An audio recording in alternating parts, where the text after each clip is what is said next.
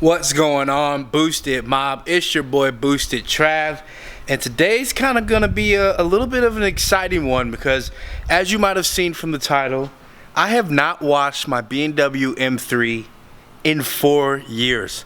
That's a really long time, right? Like, this paint hasn't seen a wash in 4 years. Now, hear me out.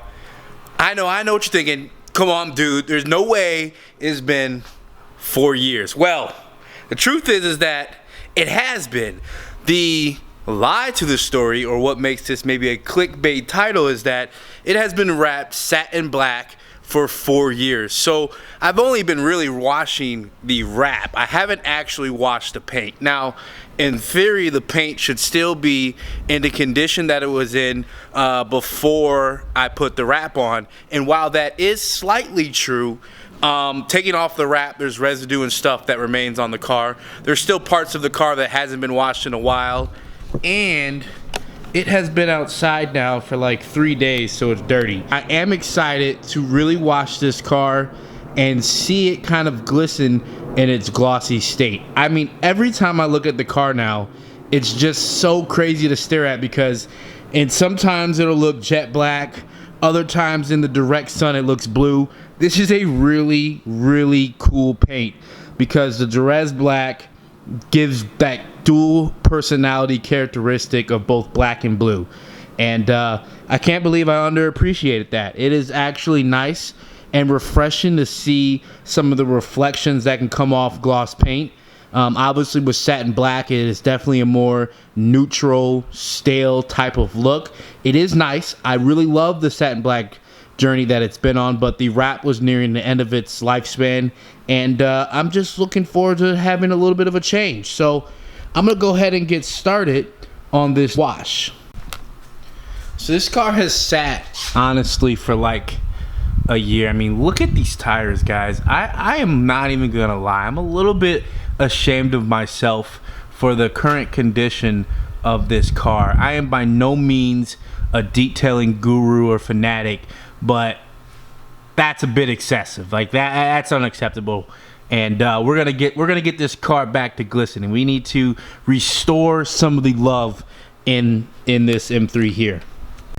Now, before I get started on the wash, I must say this is still one of my favorite BMW models that they have made in my entire time that I've been alive. I mean, I fell in love first with the E46. I really fell in love with the engine in the E92. I actually didn't like the design of this car when it was first released because I was so in love with the E46 at the time. But over time, this car has become like the perfect blend of old school meets new school. And I'm doing some things to rejuvenate a little bit of the new school in some areas where this car has been lacking. But this is definitely one of those cars that no matter how much time goes on, I think will really have what they call a classic vibe that can still, you know, be very nice in future time. I mean, this is a 2007 release design, which means that it's been around for 13 freaking years. And in those 13 years, whew, can you complain about this car? I think not. I think this car is still one of the best. And if you're watching this or on the fence about an M3, man, y'all gotta go get one. Get an M3. I mean, look at this. Woo! I think the iconic hood hump, the two vents, the side vent out the side. This car is a classic gem. Now, you might be wondering, why is the front bumper still wrapped? Hear me out, guys. I have some plans on this bumper. When I first bought this car, it had a front license plate.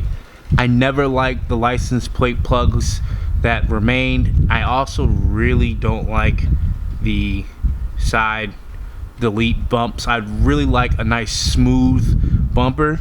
So if you see between that there and these holes here, it makes for an ugly bumper. So it needs to be rejuvenated.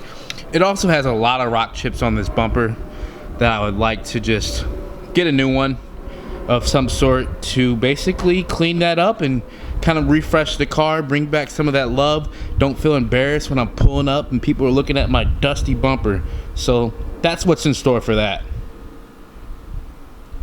So we are here in what we call the BoostedTrav garage.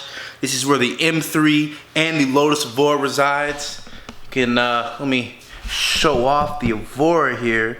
I just want to say what's most important about this garage is all the books and the knowledge that I get. It's because of that knowledge that I can afford these dream cars right here. So if you guys want to be able to get the cars that you love, remember, read those books and you can get yourself an Evora. You can get yourself an M3.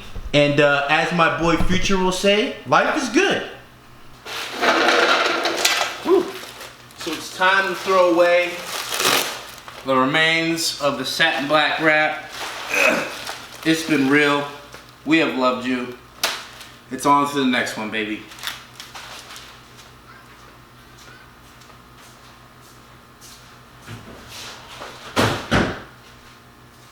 Whew, a little bit's trying to stay around.